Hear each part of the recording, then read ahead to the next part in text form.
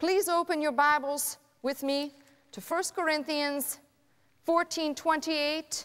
Now, the Apostle Paul says, if there be no interpreter, let him keep silence in the church. Speaking of the man, if there's no one to interpret, let him keep silence in the church. And let him speak to himself and to God. Let the prophet speak 2 or 3, and let the other judge. If be revealed to another that sitteth by, let the first hold his peace. Now, please do something for me. In verse 28, let him keep silence. Underline that. That's in verse 28. In verse 30, where it says, let the first hold his peace, underline or circle that. It's the same word in the Greek I'm going to show you. That's what I've put on the board. And for ye may all prophesy one by one, that all may learn and be comforted, encouraged. And the spirits of the prophets are subject to the prophets. For God is not, italicized, the author of confusion, but of peace, as in all churches of the saints.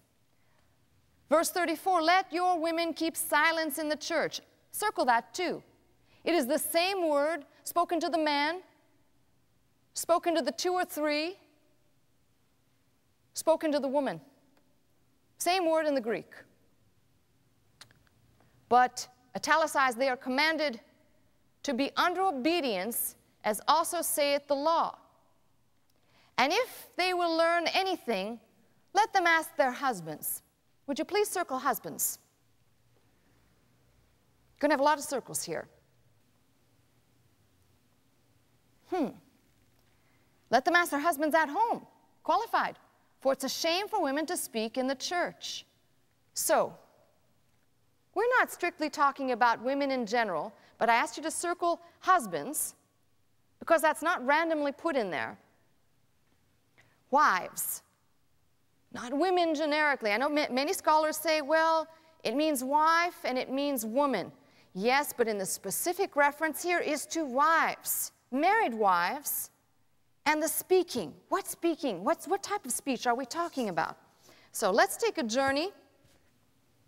And I've already told you regarding the silence.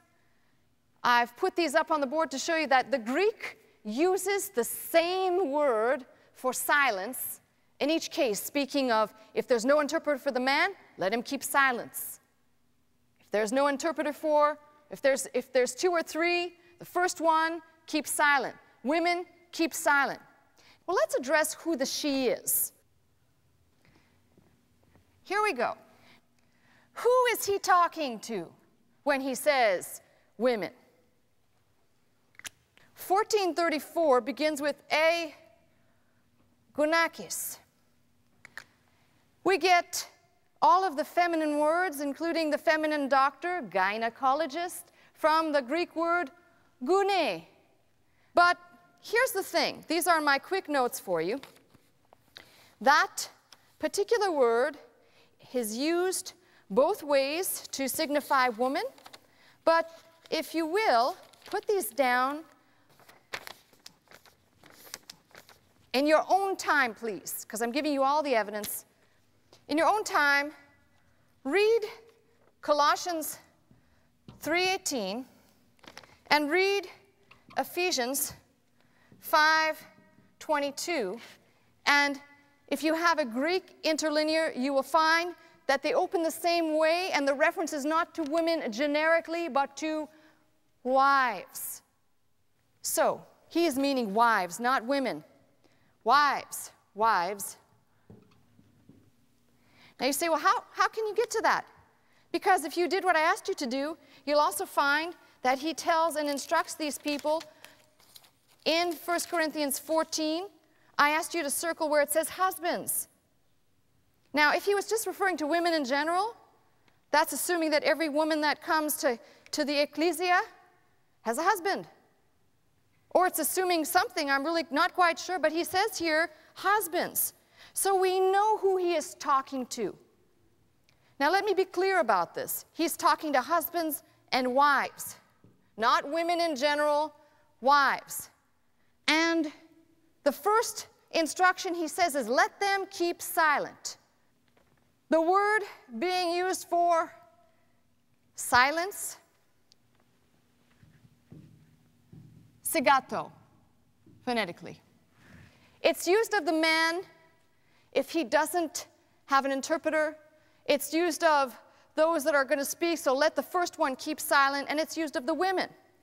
Now, in the argument that says women should never speak, period, they always isolate this verse regarding the women, and they say, yes, if you can read the grammar says it's a verb, it's an imperative command, right? It's imperative, it's present, and it's active. So, it's a verb, so it's action. Imperative, it's a command. Present, which means it's continuous. And active, it means the actor is doing it, the action is acting upon or saying or doing, in this case, not speaking. So they use that and they say, well, the grammar says the woman should never speak because it's a command, continuous, and it's active. Okay, grammarians, if you're going to do that to the woman, you got to do it to the man. It's in the same verb construction, exactly the same. You've also got to do it to the prophet sitting in the church who want to spout off. So Paul is saying, yeah, he's saying, I'm telling all of you. I'm telling all of you. And the command's all the same, imperatively, to not speak continuously. The command's given to all three.